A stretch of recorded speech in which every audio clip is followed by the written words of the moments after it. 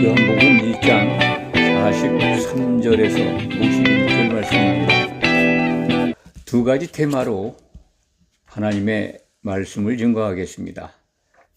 예수님께서 갈릴리로 나가시려다가 빌립을 만났다라고 하는 문장이 기록되어 있습니다. 빌립이라고 하는 12사도 중에 한 분이죠. 그분을 만나는 장면이 기록되어 있고, 그 빌립에 의해서 또 다른 사도 나다나엘이 예수님을 만나는 장면이 오늘 본문에 기록되어 있습니다. 12사도 가운데 갈릴리 사람이 아닌 사람은 예루살렘 지역에 살았던 가룟 유다죠. 예수님을 배반한 사람입니다.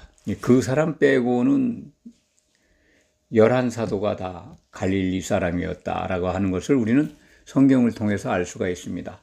오늘 본문에는 그 빌립이 나다나엘을 만나서 자기가 만난 예수 그리스도를 증거합니다. 예수님을 소개하는 거죠. 45절 말씀이 빌립이 나다나엘을 찾아 이르되 모세가 율법에 기록하였고 여러 선지자가 기록한 그 일을, 이제 예수님이죠. 그 율법에 기록된 선지자들이 예언한 바로 오실 메시아라는 뜻이죠. 그분을 만났다. 근데 그분이 요셉의 아들 나사렛 예수라는 것, 이렇게 설명을 합니다. 여기에서 이제 모세의 율법, 또 선지자의 글에 나타난 메시아 예수 그리스도, 그것을 빌립이 알고 있는 거 보면 빌립도 상당히 이 구약 성경을 읽은 신실한 사람이었던 것 같습니다. 그런데 그 빌립 못지않게 오늘 나타난 나다나엘, 이름이 나다나엘, 이제 하나님이 주셨다, 그런 뜻이라고 합니다. 그 나다나엘은 12사도 이름이 기록되어 있는 다른 복음서에 보면 그 이름이 없습니다. 나다나엘이라는 이름이 없는데, 그것을 많은 사람들이 전통적으로 바돌로메라고 이해합니다. 바돌로메라고 하는 그 예수님의 제자가 된 나다나엘, 이렇게 이해하시면 됩니다. 하나님이 주셨다. 하나님이 주신 아주 귀한 사람이란 뜻이겠죠. 그 나다나엘에게 빌립이 그렇게 구약 성경에 모세의 율법 그러면 모세오경이죠. 창세기, 출애굽기, 레위기, 민수기, 신명기, 이 글 속에 예수님이 기록되어 있다는 겁니다. 물론 그 기록된 말씀들은 골로새서 2장 16절, 17절 내용을 보면 이런 것들은 장래일의 그림자였다. 그것들의 실체는 예수 그리스도다라고 하는 말씀이 기록되어 있습니다. 그러니까 구약 모세 율법이나 선지자의 글이나 시편에 기록되어 있는 말씀들은 그림자라는 겁니다. 그림자이고 예수님이 실체라는 겁니다. 구약에 기록되어 있는 모든 예수님을 나타내는 모형들, 그림자들, 그거의 실체가 예수님인데, 그 부분을 예수님 자신이 증거하신 내용이 있습니다. 요한복음 5장 39절, 너희가 성경에서 영생을 얻는 줄 생각하고 성경을 연구하거니와 이 성경이 곧 내게 대하여 증언하는 것이니라. 구약 성경 속에 있는 그 예수님의 모형으로 등장한 그림자들, 그것을 발견한다면 참 은혜가 되겠죠. 그런 모든 것, 그것뿐만 아니라 구약 성경 모든 내용들이 궁극적으로는 예수님을 증거하는 말씀이라는 겁니다.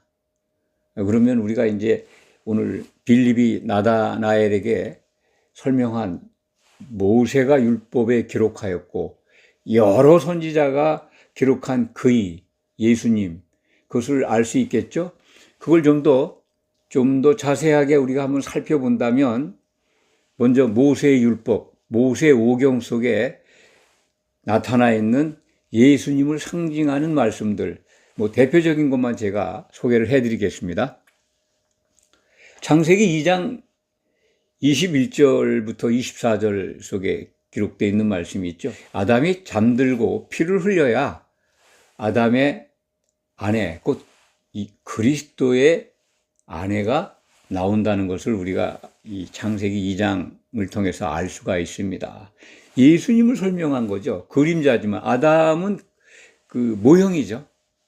아담이 잠들었을 때 피가 흘러야 되고, 그리고 예수님이 이 피를 흘리고 죽으시는 것, 그래야 피로 사시는 교회가 나타나게 되는 것, 이런 것들이 다 이 구약 성경 창세기에 기록되어 있지 않습니까? 그리고 또 출애굽기 12장 3절부터 6절, 6월절 그 닷새 전에 흠이 없는 양을 간택을 하죠. 간택을 해서 잘 보존했다가 양 잡는 날 6월절 날 저녁 때 잡습니다. 그 어린 양, 6월절 어린 양으로 희생되어야 하는 예수님을 상징해 주는 그런 말씀이죠. 또 레위기 전체가 제사 아니겠습니까? 제사 예법. 이 제사의 제물이 예수님입니다. 그것들은 다 그림자죠. 실체는 예수 그리스도다. 진짜 제물이 되실 분을 성경은 우리에게 보여주는 거죠. 그분이 오셔야 되는 겁니다. 민수기에는 이제 그 광야에서 이스라엘 백성들이 범죄했을 때 그들을 구원하는 방법, 이 놋뱀을 장대에 매달아 달게 하십니다. 하나님께서. 그것을 바라본 자들은 재앙에서 벗어나죠. 그 부분을 이제 예수님이 요한복음 3장에서 인용해서 설명을 합니다. 인자가 모세가 광야에서 이 놋뱀을 든 것 같이 인자도 들려야 한다. 예수님이 십자가에서 죽으셔야 하는, 십자가에 달리셔야 하는 이 예수님의 이 사명을, 예수님의 운명을 그것을 일러 주십니다. 또 마지막으로 신명기 18장 15절 말씀에는 나와 같은 선지자를 하나님께서 보낼 것이다. 너희는 그의 말을 들으라는 말씀이 기록되어 있습니다. 모세가 그렇게 설명한 거죠. 이스라엘 백성들에게. 여호와께서 나와 같은 선지자를 보낼 것이다. 너희는 그의 말을 들으라. 그것은 이제 예수님을 가리킨 말씀이죠. 장차 메시아로 오실 예수님. 예수님은 인자로 오셔가지고 먼저 공생의 기간 동안에 이 선지자 사역을 하십니다. 예수 그러면 예수님의 이름이죠. 그런데 우리가 이제 흔히 예수 그리스도, 우리 주님을 예수 그리스도라고 부릅니다. 예수는 이름이고 그리스도는 직분이죠. 직분. 기름 부음 받은 자라는 겁니다. 그 그리스도라고 하는 직분 속에는 이 선지자, 대제사장, 그리고 왕의 직분이 있습니다. 이 선지자적 직분에 대한 그 예수님의 그 행적은 신약성경, 특히 복음서에 잘 나타나 있죠. 선지자로서 참 죽은 자를 살리기까지 하시는 일들을 하십니다. 또 대제사장으로서는 십자가의 대속제물로 희생되십니다. 그리고 이제 왕의 직분은 다시 오실 때 이루어질 겁니다. 다윗의 왕위를 견고하게 하시겠다고 하는 하나님의 약속이 있는데 그것들이 다 선지자들의 글에 기록되어 있죠. 왕으로 오셔야 되는 그 예언의 말씀이 사무엘 하 7장 12절부터 14절에 기록되어 있습니다. 내가 내 몸에서, 내가라고 하는 것은 이제 여호와죠. 여호와 하나님께서 내 몸에서 내 몸이라고 하는 건 다윗이죠. 다윗의 혈통을 잇는다 그런 뜻입니다. 내 씨를 세워.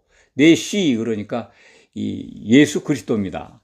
그러니까 다윗의 혈통에서 예수님이 태어날 것이다라고 하는 예언의 말씀이죠. 세워 그의 나라를 견고하게 하리라. 예수님의 나라를 견고하게 한다는 것은 그것은 장차 이 말 천년왕국을 가리키는 말씀입니다. 먼 미래까지 이때 그 사무엘하 7장은 우리에게 일러주고 있습니다. 선지자들의 글 지금 소개하는 거죠. 그는 내 이름을 위하여 집을 건축할 것이요. 그렇습니다. 예수님은 지금 성전을 건축하고 있습니다. 곧 피로 사신 교회, 그 교회가 완성되면 하나님이 거하실 성전이 되는 겁니다. 그는 내 집을 건축할 것이요. 그의 나라 왕위를 영원히 견고하게 하리라. 예수님의 나라, 그리스도의 왕국이 견고하게 서게 될 겁니다.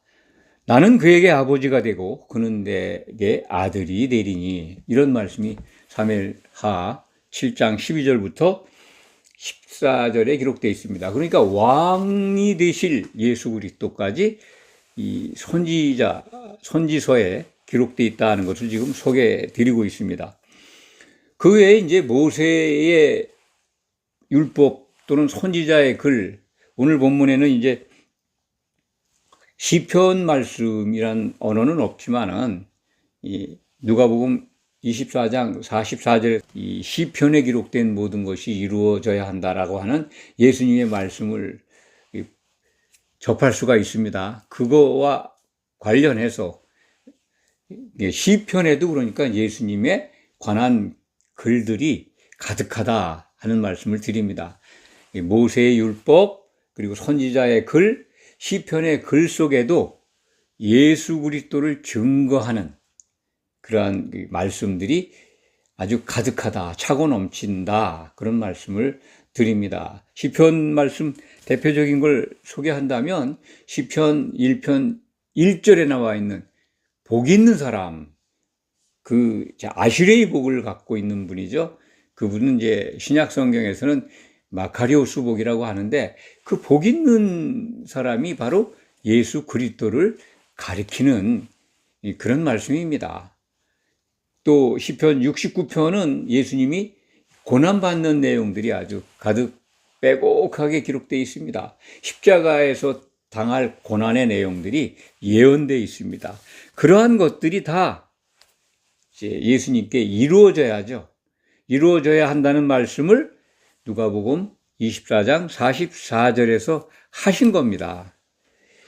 나를 가리켜 기록된 모든 것이 이루어져야 한다. 그래서 그걸 이루셨죠. 구약의 예수님을 그림자로 보여준 모든 말씀들이 성취됐습니다.